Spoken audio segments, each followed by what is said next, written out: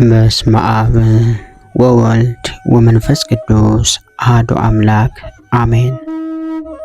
እንኳን በሐምሌ 11 ቀን ታስበውና ተከብረው ለሚውሉ ለቅዱሳን በዓላት በዚች ቀን የቅዱሳን ዮሐንስና ስምዖን በሰማዕትነት ያረፉበት የዕረፍታቸው መታሰቢያ በዓል፣ የእስክንድርያው ሊቀ ጳጳሳት አባ ገብርኤል የዕረፍቱ መታሰቢያ በዓል እንዲሁም ለቅዱስ ያሬድ ወርሃዊ መታሰቢያ በዓል በሰላም አደረሳችሁ አደረሰን።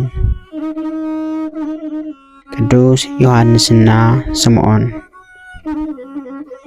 ሐምሌ 11 በዚች ቀን መርባስ የሚባል ሀገር ቅዱሳን ዮሐንስና የአባቱ ወንድም ልጅ ስምዖን በሰማዕትነት አረፉ። የዚህ ቅዱስ ዮሐንስ እናቱ መካን ነበረች።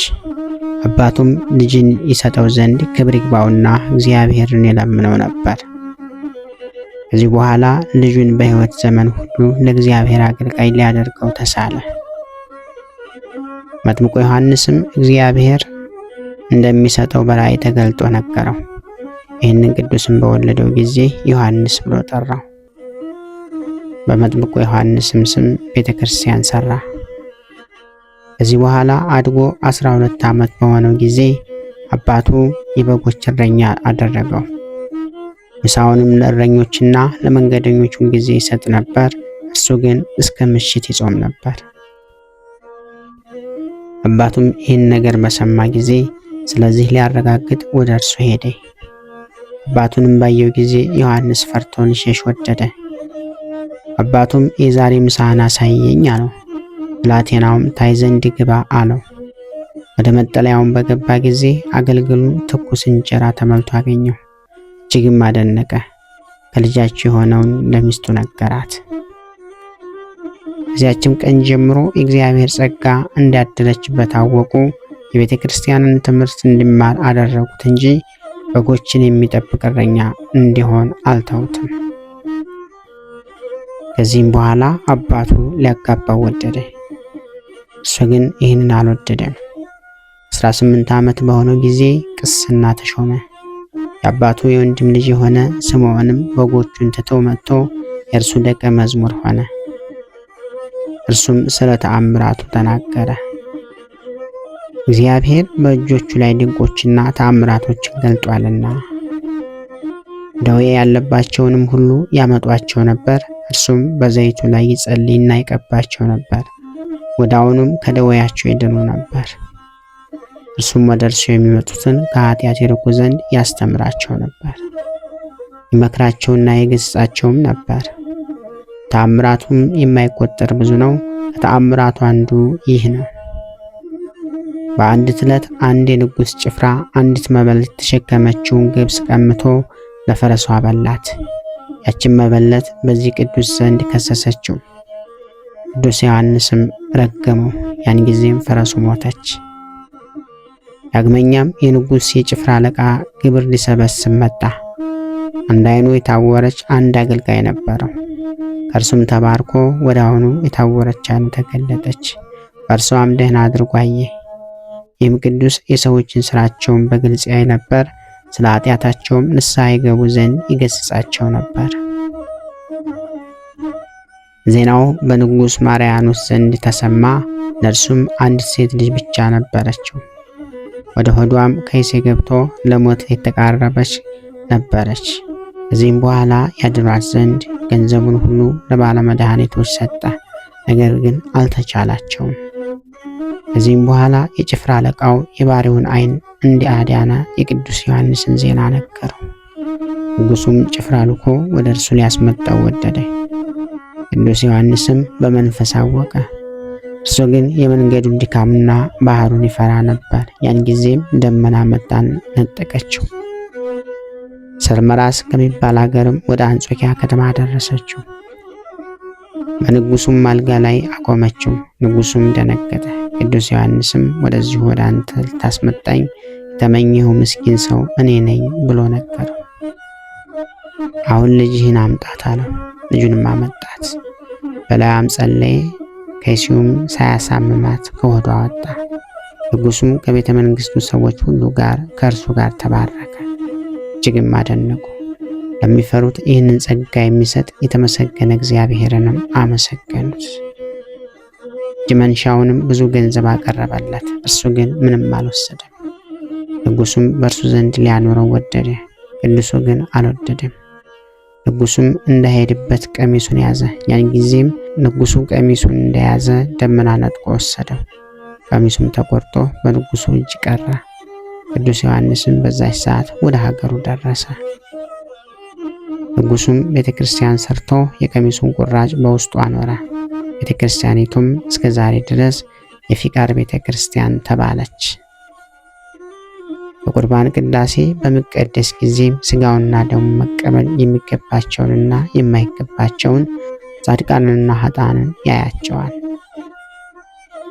ከሃዲው ዲዮቅልጥያኖስ የጣዖትን አምልኮ ባቆመ ጊዜ ለአባቱ ወንድም ልጅ ለስምዖን ይህንን አስረድቶት ወደ እስክንድርያ ከተማ ሄደ። በመኮንኑ ፊትም ቆመው ክብር ይግባውና በጌታችን በመድኃኒታችን በኢየሱስ ክርስቶስ ስም ታመኑ። ጽኑ የሆነ ስቃይን ማሰቃያቸው። ከዚህም በኋላ ራሶቻቸውን በሰይፍ አስቆረጣቸው። የሰማዕትነትን አክሊል ተቀበሉ። ከስጋቸውም ድንቆች ተአምራቶች ተገለጡ። ለበሽተኞችም ታላቅ ፈውስ ተገኘ። በዚህ ዕለት ታስቦና ተከብሮ የሚውለው ታላቁ አባታችን የእስክንድርያ ሊቀ ጳጳሳት አባ ገብርኤል ነው። ዳግመኛም በዚች ቀን ለአባቶች ሊቃነ ጳጳሳት 78ኛ የሆነ የእስክንድርያ ሊቀ ጳጳሳት አባ ገብርኤል አረፈ። የዚህ ቅዱስ ወላጆቹ በእግዚአብሔር ሕግ የጸኑ ደጋጎች፣ ቃሉንና ትእዛዙን የሚፈጽሙ ነበሩ። ይህንን ቅዱስ በወለዱት ጊዜ በፈሪሃ እግዚአብሔር አሳደጉት። በአንዲት ዕለትም ቅዱሳን መነኩሳት ወደ እርሱ መጡ። ከውስጣቸው መልካም ገድል ያለው አንድ አረጋዊ ነበረ። እርሱም ብዙዎች ኤጲስቆጶሳት ሕፃኑን ከበው እጃቸውን እንደሚጭኑበት እንደሚባርኩትና ይሁን ይገባዋል እንደሚሉ ራእይን አየ። ሽማግሌውም ይህንን ራእይ ባየ ጊዜ ሕፃኑ ታላቅ እንደሚሆን አሰበ። ለአባቱም ይህንን ሕፃን አስተምረው ለብዙዎች ሕዝቦች አለቃ ይሆን ዘንድ አለውና አለው። አባቱም ሰምቶ እግዚአብሔርን አመሰገነው። ከዚህ ሕፃን ምን ይደረግ ይሆን አለ። ሕፃኑ 2 ዓመት በሆነው ጊዜ ክብር ይግባውና በጌታችን በመድኃኒታችን በኢየሱስ ክርስቶስ ፈቃድ አባቱ አረፈ። በህና በሚባል ሀገርም ገድሎ የተደነቀ የቤተ ክርስቲያን መጽሐፍትን ብሉያትንና ሐዲሳትንም የሚያውቅ የእናቱ ወንድም ስሙ ጴጥሮስ የሚባል ኤጲስቆጶስ ነበረ። ሕፃኑንም ወስዶ አስተማረው። ከተሰጠውም ጸጋና ከእውቀቱ የተነሳ ያዩት ሁሉ ይደነቁ ነበር። ድቁናም ተሾመ። 12 ዓመትም በሆነው ጊዜ የምንኩስና ልብስ ሊለብስ ወደደ። ይህንንም ኃላፊውን ዓለም ናቀ። ኤጲስቆጶሱ አባ ጴጥሮስም በገድል ተጠምዶ ለሚኖር ለቀሲስ አባ ጴጥሮስ ሰጠው። እርሱም በጥቂት ቀኖች የምንኩስናን ገድል አስተማረው። እርሱም ብዙ ትሩፋቶች ታዩ።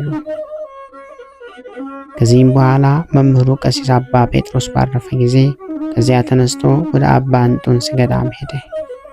በዚያም በጾምና በጸሎት በስግደት በመትጋት እየተጋደለ ያለማቋረጥ ብዙ ዘመናትን ኖረ። ከዚህም በኋላ ወደ አስቄጥስ ገዳም ወደ አባ መቃርስ ደብር ሄደ። በደብረ ማርስ ባለች በእመቤታችን በቅድስት ድንግል ማርያም ቤተክርስቲያን አበምኔት አደረጉት። ሕንፃዋንም አደሰ።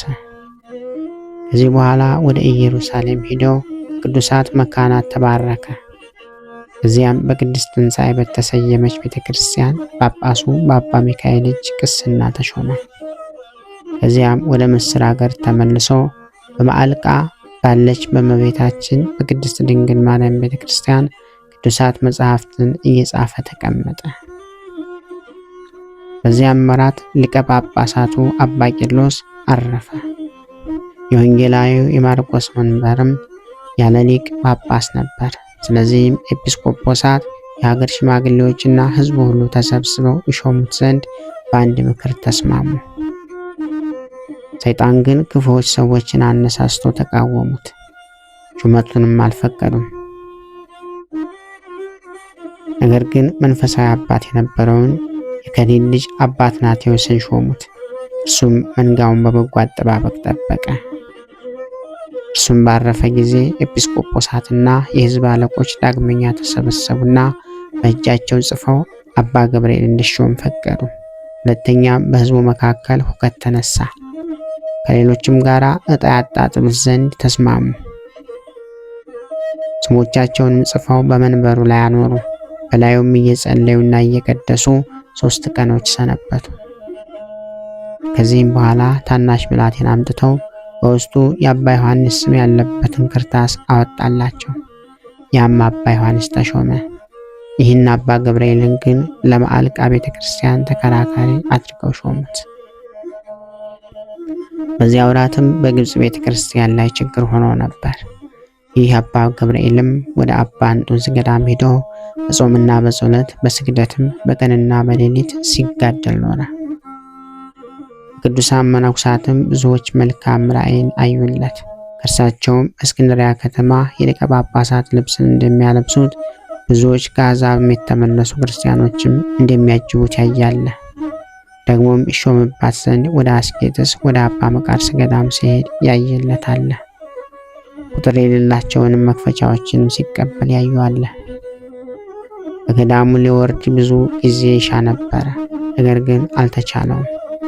ከዚህ በኋላ አባ እንጦንስ በራእይ ተገልጦ እንዲህ አለው፣ ያለ እግዚአብሔር ፍቃድ ከዚህ ገዳም ተወርድ ዘንድ እኔ አልፈቅድም፣ ጊዜው ሳይደርስ አትወርድም አለው። ከ3 ዓመት በኋላም አንዱ አረጋዊ የከበረ መልአክ እንግዲህስ አባ ገብርኤልን ወስደው በእስክንድርያ ከተማ ሊቀ ጵጵስና ይሾሙታል እያለ እንደሚያነጋግረው ራእይ ያየ። በዚህም ግን የሀገርን ጣፊ መኮንን መጣ። ከእርሱም ጋር ብዙዎች መሳፍንቶች ነበሩ። አባ ገብርኤልን አምጥተው በእስክንድርያ ከተማ ሊቀ ጵጵስና ይሾሙት ዘንድ የሚያዝዝ የንጉሥ ደብዳቤም ከእርሱ ጋር ነበረ። ከዚህም በኋላ ያለ ፈቃድ ወስደው በወንጌላዊ በማርቆስ መንበር ላይ ሊቀ ጵጵስና ሾሙት። በዚችም ቀን እርሱ ለኢየሩሳሌም አንድ ጳጳስና ሌሎችንም ኤጲስቆጶሳት ቀሳውስትንና ዲያቆናትንም ሾመ። ከዚህም በኋላ 3 ጊዜ ሜሮን አከበረ፣ ባረከ። እንደዚህም አድርጎ 1 ዓመት ከ1 ወር ኖረ። በዚያም ጊዜ አባ እንጦንስ ተገልጦ እንዲህ አለው፣ እነሆ እረፍት ቀርቧል። ከ18 ወሮች በኋላ ወደ እግዚአብሔር ትሄዳለህ፣ የዘላለም ሕይወትንም ትወርሳለህ አለው። ከዚህ በኋላ በክርስቲያን ወገኖች ላይ ታላቅ መከራ ሆነ። ይህም አባት ወገኖቹን ያድን ዘንድ ወደ ጌታችን ለመነ። ክብር ይግባውና ጌታችን መድኃኒታችን ኢየሱስ ክርስቶስ ልመናውን ተቀብሎ ሕዝቡን ይቅር አለ። ከዚህ በኋላ ሊቀ ጳጳሳቱ ከመንበረ ሲመቱ ወጥቶ በምስር ሀገር ዓመት ሙሉ ተሰወረ። ከአንድ ምዕመን በቀር ማንም አላወቀበትም። በቀንና በሌሊት በገድል ከመቀጥቀጡ የተነሳም መልኩ ተለወጠ፣ ስጋውም ደረቀ። ከዚህም በኋላ እግዚአብሔር እርሱን ለሚፈራው ለአንድ ምዕመን ስራውን ገለጠ። እርሱም ከዚያ ቦታ አውጥቶ በሐዋርያት ቤተ ክርስቲያን አስቀመጠው። በጸሎትና በቅዳሴ እያገለገለ ኖረ። የሚሹትንም ይሰጣቸው ነበር። ወደ እርሱ የሚመጡትንም ሕዝቦች ያስተምራቸውና ያጽናናቸው ነበር። በአንድ ዕለትም ሊቀ ጳጳሳት አባ አትናቴዎስ በግልጽ ታየው፣ እንዲህ አለው፣ ስለዚህ ፈጽሞ አትዘን፣ ከዚህ ብዙ ድካምና መከራ እግዚአብሔር ያሳልፈሃልና፣ እነሆ ምድራዊ ኑርህን የሚፈጽም ደዌ በአንተ ላይ ይመጣል። ነገር ግን ደስ ይበልህ፣ ታላቅ የሆነ የእግዚአብሔር ጸጋ ተቀብለሃልና የሚል ነው። የዘላለም ሕይወትንና የማያልቅ ተድላ ደስታን ትወርሳለህ አለው። በዚያም ጊዜ በሚያስጨንቅ ደዌ ታሞ እየተጨነቀ ኖረ። ስለ ነፍሱም መውጣትና በእግዚአብሔር ፊት ስለመቆሙ ይፈራና ይደነግጥ ነበር። የእመቤታችን የቅድስት ድንግል ማርያም ስዕልም በዚያ ነበረ። ወደ እርሷም አዘውትሮ ይማልድ ነበረ። በዚያን ጊዜ ክብር ይግባውና ራሱ እግዚአብሔር በብዙ ገጽ ተገለጠለት። መንግሥተ ሰማያትን አግኝተሃልና ደስ ይበልህ እንጂ አትፍራ፣ እስከ 3 ቀንም ከዚህ ከኃላፊው ዓለም ትወጣለህ በማለት አረጋጋው። ይህንንም ብሎ ከእርሱ ተሰወረ። በ3ኛውም ቀን በሰላም አረፈ። በቅዱስ ማርቆስ ቤተ ክርስቲያንም በታላቅ ክብር ተቀበረ። እግዚአብሔር ምስጋና ይሁን። እኛንም በቅዱሳኑ ጸሎት ይማረን፣ በረከታቸውም ከኛ ጋር ትኖር ለዘለዓለሙ አሜን። ክብር ምስጋና ይሁን አንድ አምላክ ለሚሆን ለአብ ለወልድ ለመንፈስ ቅዱስ ስም እስከ ዘለዓለሙ አሜን። ወስብሐት ለእግዚአብሔር ወለወላዲቱ ድንግል ወለመስቀሉ ክቡር። ይቆየን።